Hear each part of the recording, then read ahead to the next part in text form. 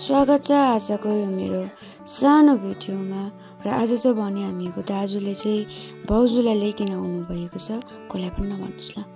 र आज चाहिँ हामीहरु चाहिँ यहाँनिर एकदमै एक्साइटेड अनि खुसी भइरहेको छौं, किनकि भने हामीहरुको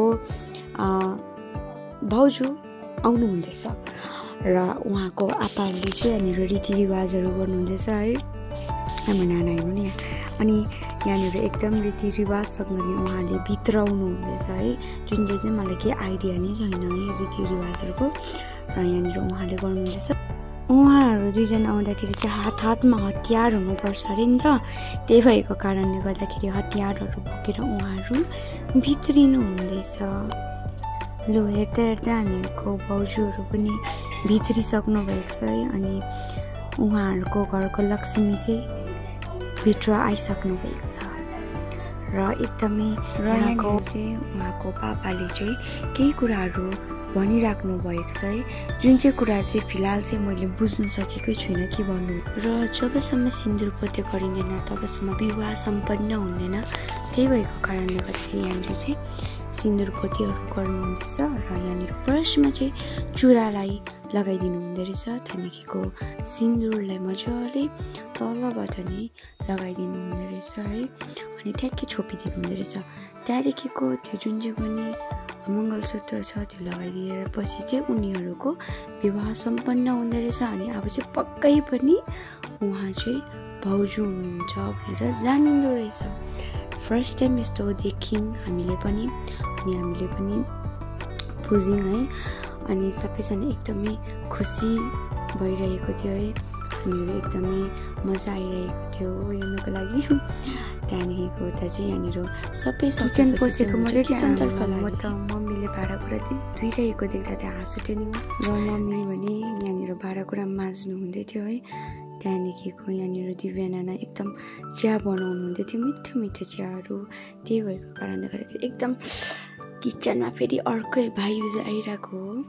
यहाँनिर सबैजना काम गरिराख्नु भएको रहेछ।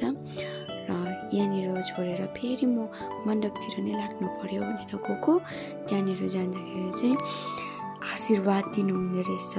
उहाँहरू भने सबैजनाको आशीर्वाद थाप्दै बसिराख्नु भएको थियो, त्यही भएको कारणले गर्दाखेरि उहाँलाई एकछिन स्पेस दिएर फेरि म एक चक्कर बाहिरतिर घुमिकिन आउनु पर्यो भनेर सोचेँ। अनि बाहिरतिर लागेको त हाम्रो बेना चाहिँ नानासँग एकदमै रिसाइराख्नु भएको रहेछ है।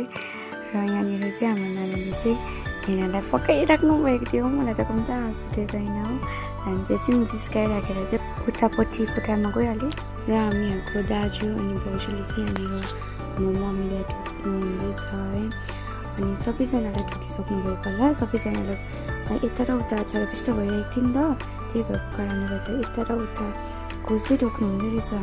त्यही भएको कारणले गर्दा हातमै थियो नि त फोन, अन्त र सानो सानो क्लिपहरू गरेको यहाँ चाहिँ हुन्छ हामीहरूको। र सानो सानो क्लिपहरू गरेर यहाँ चाहिँ तुममा हुनुहुन्छ है, तिनजना चाहिँ यहाँनिर धन्न हुनुहुन्थ्यो। अनि हामीले यहाँनिर उहाँहरूले यहाँनिर ढोकिसक्नु भयो, अनि मैले पनि हातमै थियो फोन, त्यो भएर सानो क्लिपहरू। र भने अब चाहिँ ट्रन आयो, हाम्रो नानाहरूको दाजु र भाउजूलाई एकदम मजाले ढोकिसक्नु भएको छ हाम्रो नाना र बेनाले चाहिँ। अनि सायद अब चाहिँ ढोकपेट पनि ओभर भइसकेको थियो होला, किनकि कतिजनाको मैले क्लिपै गर्नु पाइनँ, यता र उता डुल्दाखेरि त ढोकपेटै सकिसकेको थिएछ। तरै पनि यति भए पनि मैले मेमोरिज क्याप्चर गर्नु पाएँ। र यहाँ भने मेरो नाना पनि आइपुग्नु भयो, अनि यहाँनिर चाहिँ उहाँले बधाई दिनुहुँदैछ। र उहाँको ढोकपेट सँगसँगै मेरो यो सानो भिडियो पनि यहीँ नै समाप्त हुँदैछ। र तपाईहरुलाई यो भिडियो मन पर्यो भने तपाईहरुले धेरै माया दिनुहोस् होला। हुन्छ, so bye bye, see you next video.